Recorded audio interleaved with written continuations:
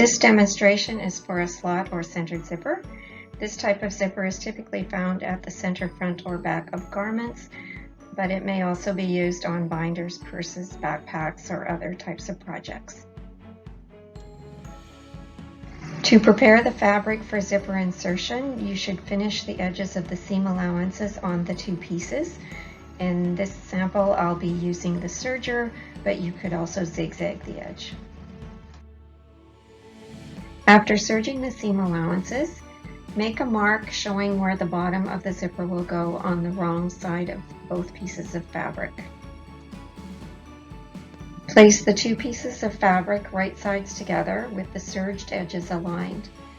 Start stitching from the bottom 1.5 centimeters or 5/8 of an inch from the edge. Start with the stitch length at 2.5. Backstitch and stitch to the dot. Backstitch again. Change the stitch length to 4.0 or 5.0 and stitch from the dot to the top without backstitching. Press the seam open.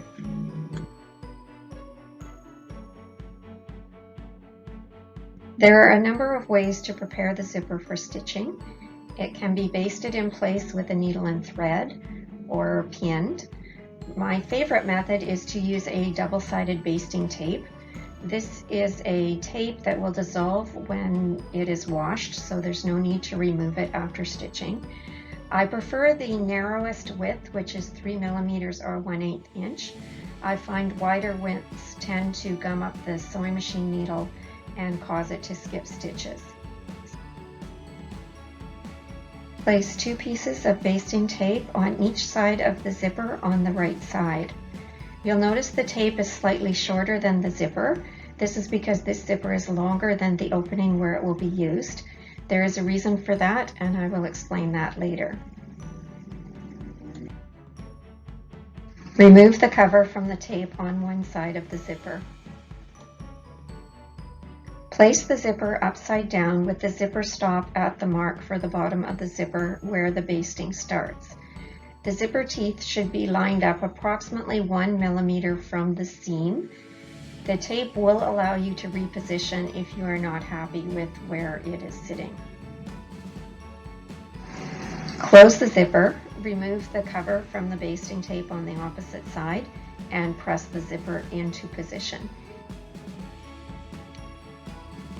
When you sew the zipper, you're not able to see the guidelines on the sewing machine, so a great tip is to use a piece of Scotch tape. The tape should be 1.3 centimeters or 1/2 inch wide. I didn't happen to have any of that on hand, so I trimmed my tape.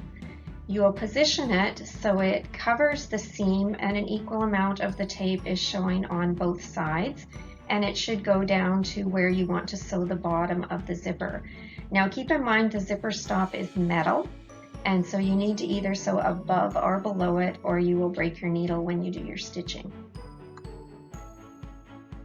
To sew the zipper accurately, the zipper foot should be used for stitching. You can see here that the zipper tab is above the fabric. This is done purposefully. If the tab is lower, when you stitch, it pushes out the zipper foot so that it does not align neatly with the edges of the tape.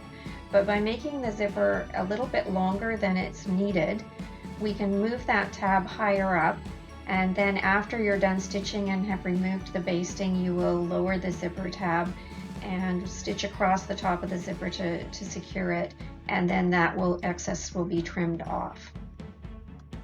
Set the stitch length for 2.5. It is ideal to sew from the bottom to the top when you're stitching a zipper in order to preserve the grain line and to have a nicer finish on the zipper. So you will start by backstitching across the bottom and sewing up one side, and then you'll switch the zipper foot so that you can backstitch across the bottom and sew up the opposite side of the zipper. So here I have backstitched across the bottom, and you can see that the zipper foot is positioned so that the zipper foot is sewing beside where the zipper is. And this will ensure that you can sew nice and straight along the edges of the tape. If the zipper foot is on top of the zipper, it's going to be difficult to keep it positioned properly for straight stitching. When the first row of stitching is completed, switch the zipper foot so you can stitch on the opposite side. Again, I have back stitched on the bottom over top of the original back stitching, and I am pivoting at the corner to sew up the other side of the zipper. The stitching should look like this when it's complete. Remove the tape. Use a seam ripper to carefully remove the basting from the seam. Once the zipper is complete, usually there's another piece of fabric that will then be sewn across the top to finish off the edges. In this case, because it's a sample, I've simply done some reinforcement stitching and then trimmed off the excess zipper tape. The slot or centered zipper application is complete.